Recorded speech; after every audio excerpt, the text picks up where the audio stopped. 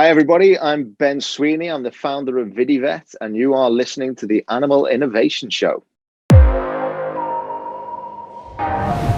Today's Animal Innovation Show is brought to you by Summer is coming. Is it getting too hot for your pet? Try the best and only original cool bed for pets to help your pet cool down. Cool Beds for Pets strives to improve the quality of life for pets and pet parents by helping prevent heat-related illnesses. These beds are manufactured with high quality, effectiveness, and are eco-friendly. It is more than just your regular gel mat. They are water-activated and will not freeze your pet. Plus, the cooling lasts for days. Grab yours today by visiting coolbeds4pets.com. Ben, welcome to the show. I'm really glad you're here. And, the question I always ask is, tell us who you are and how you're innovating and helping animals. As I say, I'm a vet. I've been building VidiVet for 2 years, and everybody says to me, "Oh, VidiVet, it must be about videos." And I then have to explain to everyone and go, well, yes, but I am a complete nerd. And Vidi is actually Latin for I saw. So the name means I saw the vet. Wow. But it happens to tie in really nicely with the fact that we use video as our method of communication, but we don't make every pet owner in the world use video because we know that not everyone feels comfortable on it. So basically it's like in the UK, we have a thing called NHS 111, which is basically you pick up the phone, you phone a doctor and they sort of say, hi, yeah, okay, off you go. This is what you need to do. It's triage. But it's like Dr. Google, but you're not speaking to a Google sheet that's going to tell you that your pet's going to die every time. You're getting a video answer from a real vet. So the way our platform works is that anyone with a pet can ask us any question.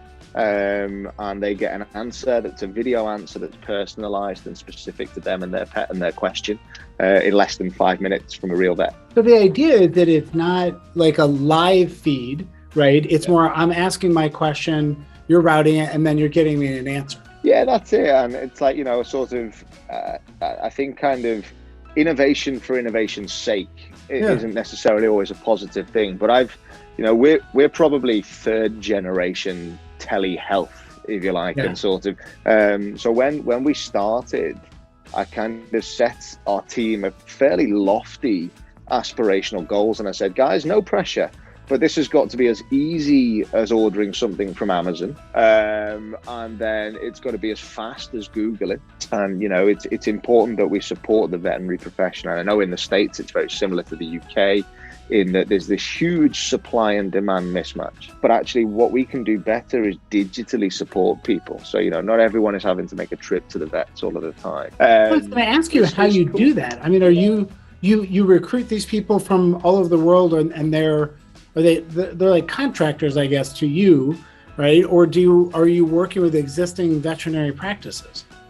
So we do both. So our service we offer through vet practices. So it's for a vet practice to offer to their customer base. But yeah, so that was the point, is that it's the quickness and the convenience. It was that next evolution. So do you guys have is there some sort of turnaround time that, I mean, obviously you're walking around with earpods in, but so if I'm texting or videoing or messaging in, is it an hour? Is it 24 hours? How does that work?